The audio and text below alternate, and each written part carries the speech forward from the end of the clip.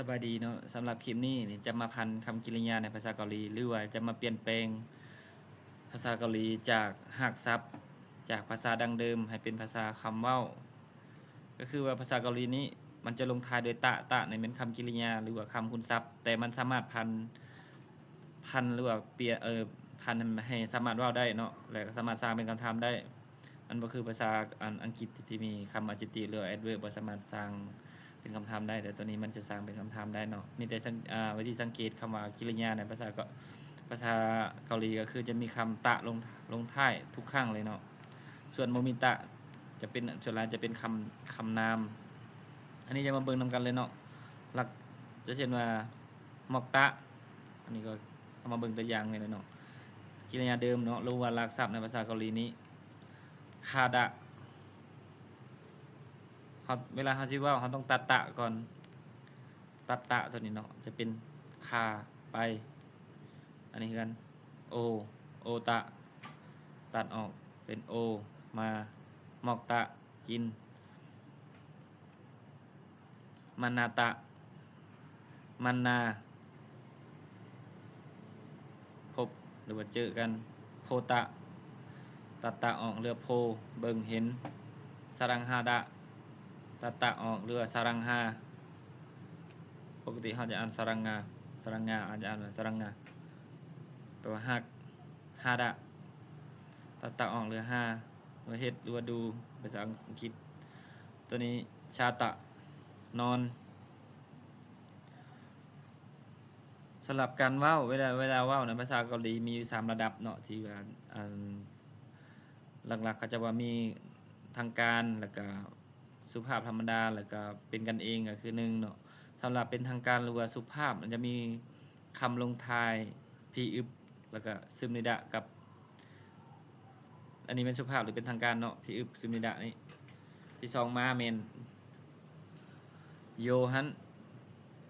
ที่3เป็นคำแบบเคินแบบเป็นกันเองก็คือพันมันอาจจะว่ามันจะบ่มีโยบ่มีซึมนิดะความหมายตัวนี้มันจะบ่มีความหมายเนาะพวกซึมนิดะนี่มันจะบ่มีความหมายแต่ว่ามันจะแสดงถึงความสุภาพว่าคือกับภาษาลาวเนี่ยเจ้าโดย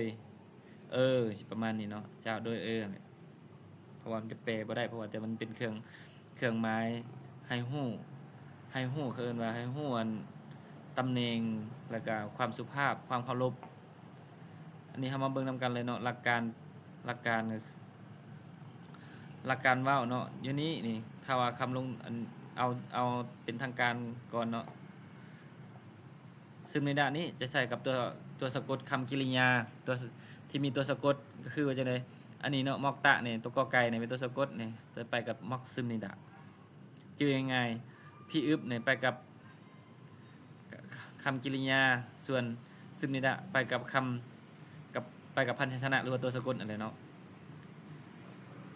มอกตะมอกซึมนิดะอันนี้พี่อึบใส่กับกริยามีตัวสะกดก็คือไปกับสระนะฮาดะมันก็เวลาเราอ่านฮัมนิดะถ้าจะบอกอ่านว่ามันจะเป็นตัวมอเด้นี่พี่อึบกับตัวนี้อื่นนี่อยู่ในกรณีพี่ตัวพออยู่ตัวนาตัวนอจะออกเป็นตัวมออ่านว่าฮัมนิดะไปใช้ฮัมนิดะปกติฮัมนิดะอ่านฮัมนิดะเด้ลืมนี่ฮัมนิดะ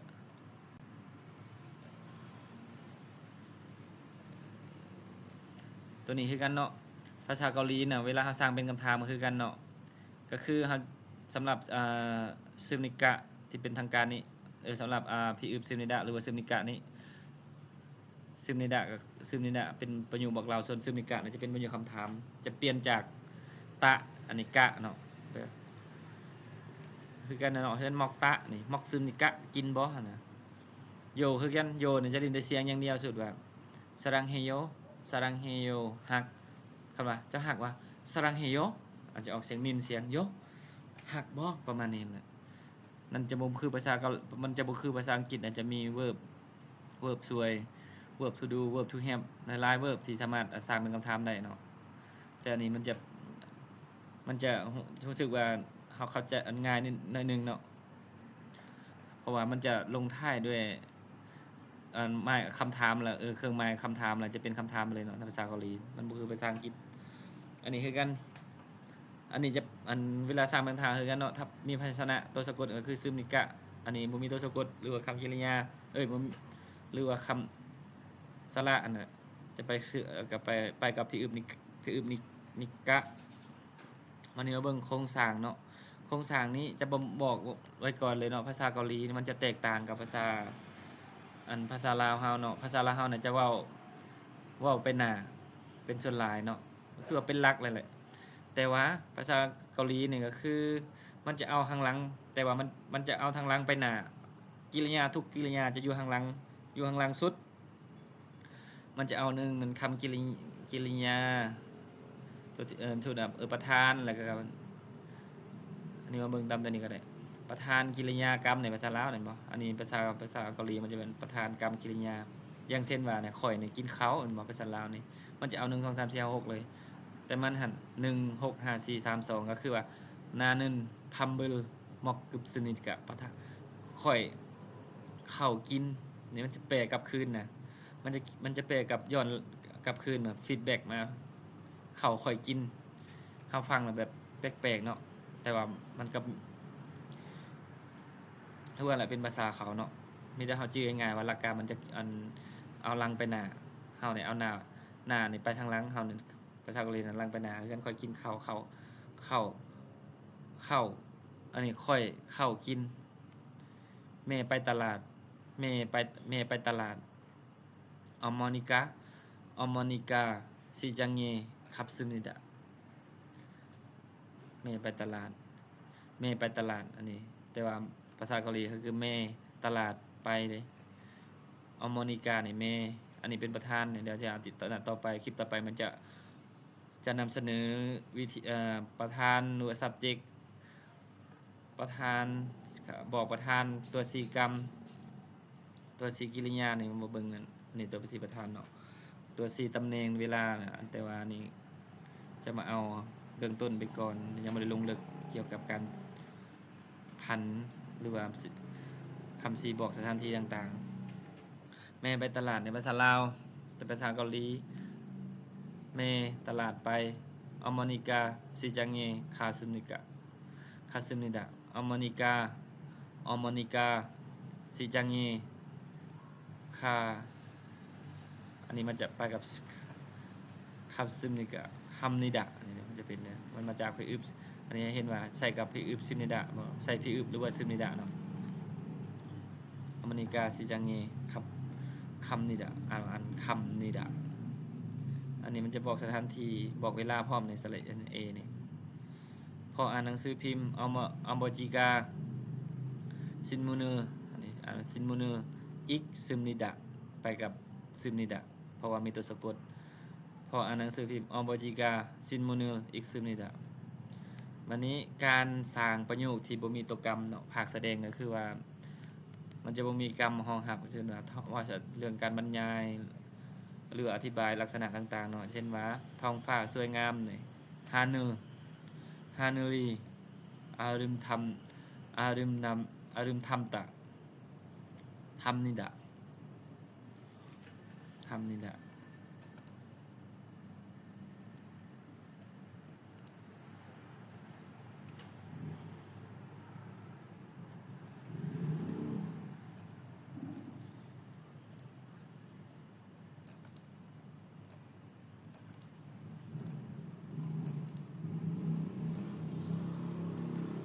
อันนี้ฮานูรีอารึมทำนิดะภูเขาใหญ่ภูเขาซันใหญ่คือตะซันนี่ซานีปกติเนาะซานีคือตะ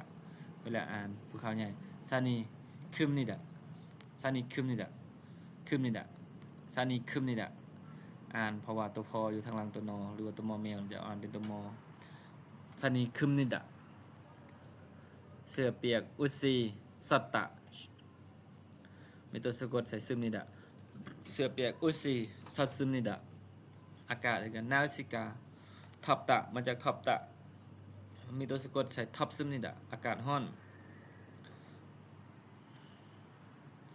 ส่วนหลายจะบ่มีกรรมกิริยาบ่มีบ่มีกรรมรองรับก็คือมันจะเป็นพวกบัดขยายพวก adjective พวกนั้นเนาะมันจะขยายไปกับคำคุณศัพท์เป็นส่วนหลายอากาศร้อนนาฬิกาท็อปซึมิดะสำหรับการพัน